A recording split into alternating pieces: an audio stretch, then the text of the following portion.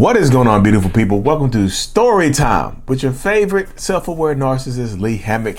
Y'all got a doozy of a story sent in today to my email address, info@mentalhealness.net, if you want your story to be considered for the channel and whatnot, y'all. But we'll hop right into it. Stay tuned for the breakdown, y'all. Okay. I met a guy in Florida and we dated. I suspected he was cheating on me, and I caught him with like 4 or 5 other women, and I suspected that perhaps he was either a narcissist or had very strong narcissistic tendencies. And so I outed him publicly, and the man went a little bit crazy. Anyway, he ended up moving from Florida to North Carolina. This is right in my backyard. Y'all know I'm from North Carolina, Reidsville, born and raised in Reidsville, North Carolina. 2 years later, I hear from him. He was not blocked at this point. I had not heard from him and really didn't think anything of it. And for 9 months, he kept calling and calling and calling. And I was not picking up the phone until Hurricane Irma came along. And there I was stuck in the middle of it. And so we stayed on the phone until the worst of the danger had passed. At this point, I was sufficiently hoovered back in, and we started a long distance relationship. Eventually, he convinced me to move to North Carolina to be with him. I must admit, I really couldn't figure out why in the world he would want me back after I exposed him, but okay, here we go. After about 5 months, I felt the emotional discard, and then another 4 months, and it was a physical discard. He left me stranded at a festival for another woman he met there while he was with me. Woo!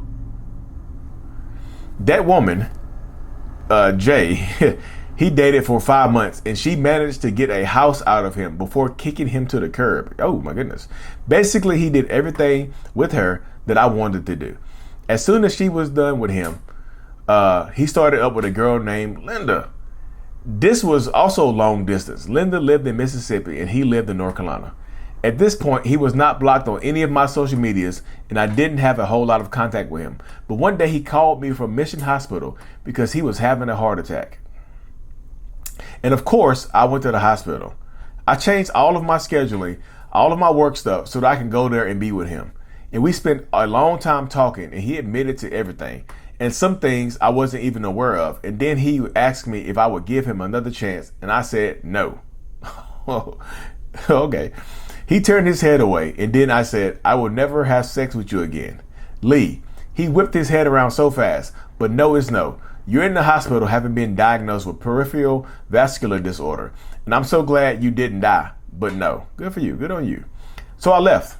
I went on an extended vacation for 5 months, and in that time, his relationship with Linda deteriorated and ended. So he was still with the person he caught? Okay.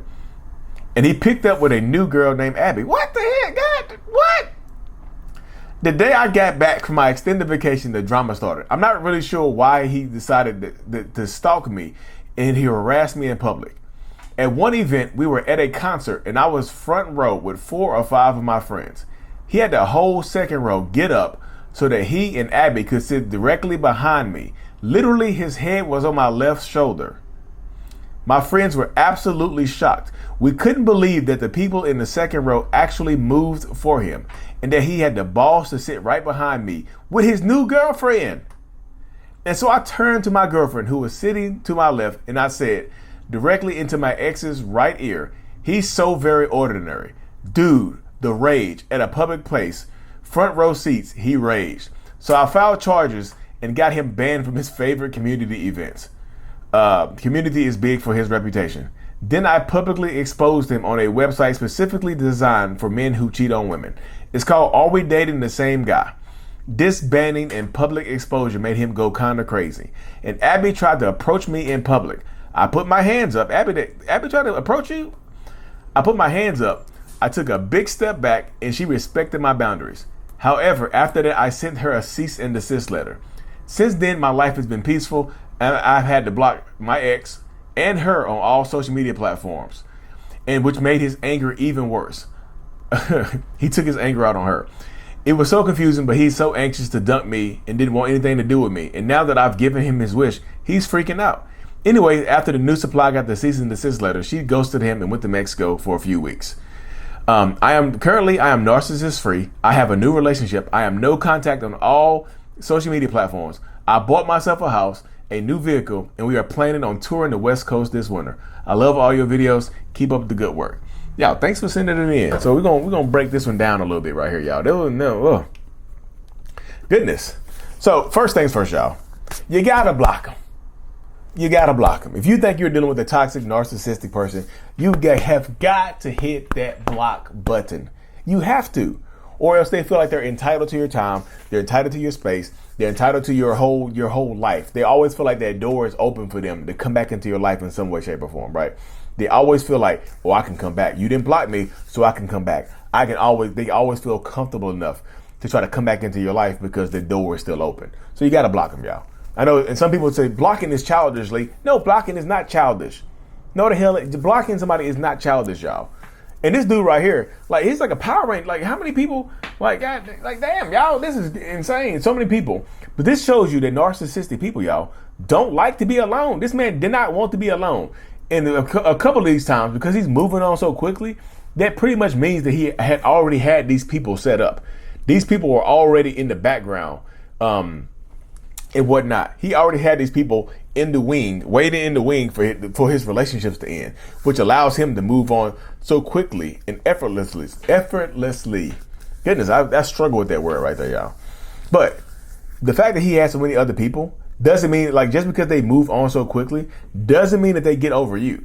Like she said, one of the first girls, he bought a house with her and things like that because he was doing everything that she wanted. They will give the next person everything that you begged and pleaded for, everything that you asked them for. They will give to the next person.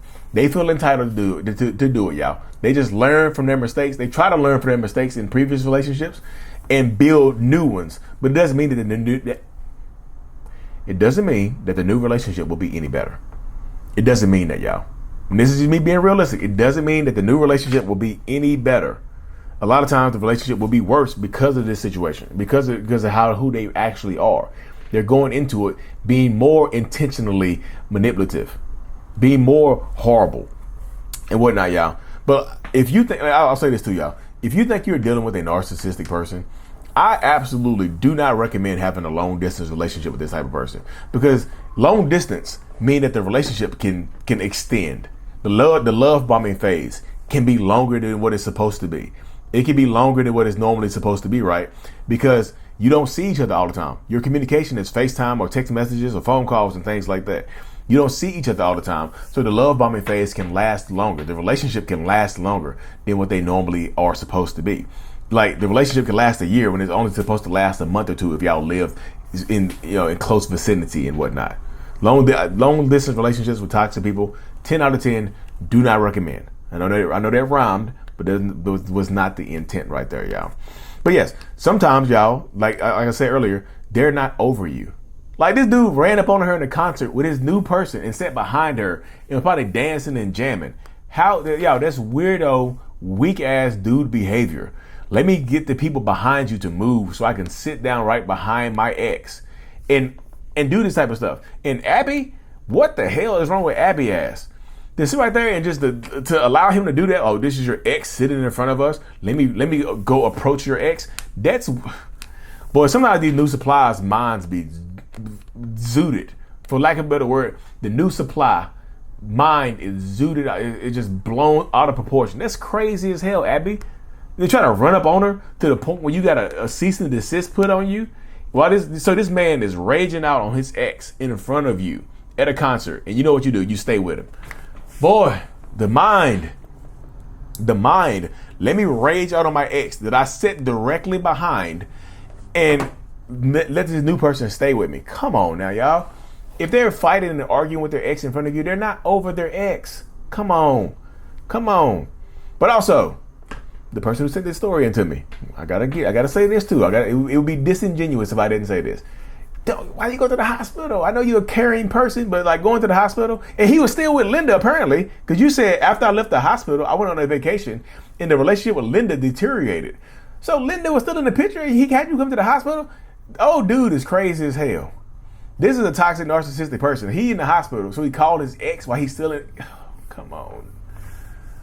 But anyway, I'm glad the story ended on a good note, y'all. I'm happy to end it for her, like when she got a new relationship, she's happy with her new partner and things like that. I'm happy for that right there. I'm happy for that part. But y'all, if you see the red flags in the beginning, if you feel these waving and flapping in the wind at the beginning of the relationship, put on your track shoes and run your happy ass out of that relationship, because they will ruin your whole damn life.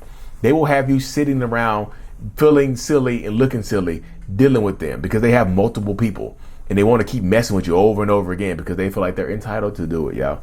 They feel like they're entitled to mess with you. They feel like they're entitled to your time, your effort, your energy, and whatnot. They just do. They really do. You know what I mean? But I'm thankful for this person sending this story. If you want your story to be broken down, this is kind of the perfect length right here, y'all. 3 to 5 minute reading. Perfect, good detail and whatnot. I know there's a lot more details she could have gave, but she did it perfectly right here, y'all. If y'all want to send your story in to be considered for the channel, send it to info@mentalhealness.net. And I just say, you can use this story right here, just like she did. The title of it was, you can use this in any of your online stories if it'll help somebody. That's the title. You can either do that, send it in to me, or you can email me a video you'd like me to react to. People have been emailing me videos, but they have loud music in them. There's YouTube shorts. Y'all, email me YouTube videos or TikToks that don't have music in them. I can react to them. I'm reacting to videos and stuff like that now, y'all. Or send me a voicemail. Voicemail is in the comment section, description, and whatnot. Subscribe to this channel. Mental Healness is out. Peace. Thank you so much for making it to the end of my video. I am extremely grateful for you. Have no idea. If you haven't already, make sure you go ahead and subscribe to the channel. Helps reach more people. And click on the screen to watch another video or to browse through another playlist. There's also a link on the screen to check out my courses and my support groups to help you heal and understand what you've been through. Thank you so much again. I will see you in the next video. Peace.